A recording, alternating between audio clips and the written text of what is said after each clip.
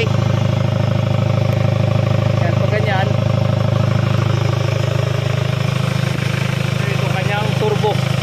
Yan, sira na yan, kaya malakas.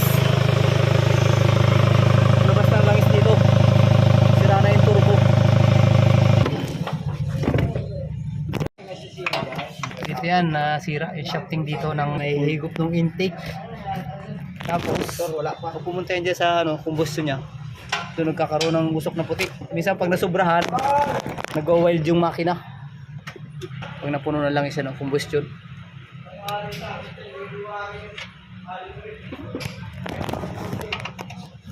Tanging paraan lang doon pag gano'n na nangyari, pag nag-wild, tanggalin niya, no? Tapos takpan ito ng kahit anong pwedeng itakip para mamatay lang yung makina.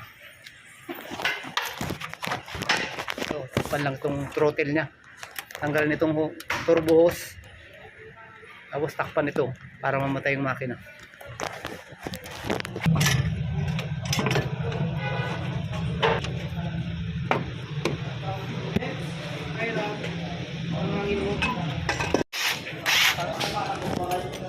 Yun, oo. Yun yung sira, yung shafting ng impeller, yan, oh. Lumulusot na yung langis dyan, kaya malakas magtagas. Mabilis maubos yung langis ng makina. Napupunta dito. Doon, napunta doon sa cooler ng turbo, punta doon sa intake.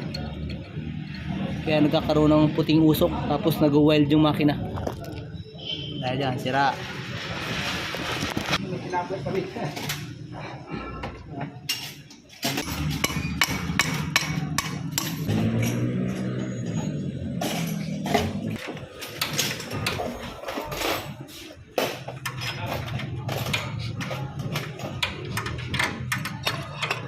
Hello.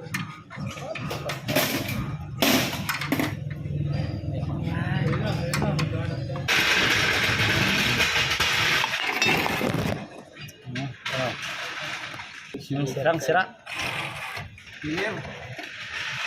Turbo charger.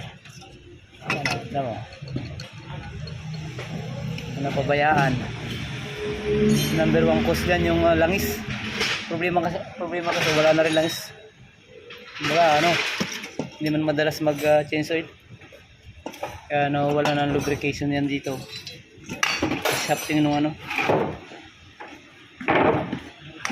ng impeller, gagasgas yun yan. Pag nagkaroon ng gasgas, na nagsisimulan tumagas yung langis,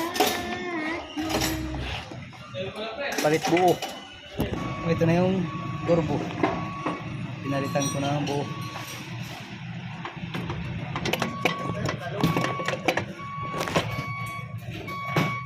Ay, kabit na, i-start na lang. Sige, start. Okay.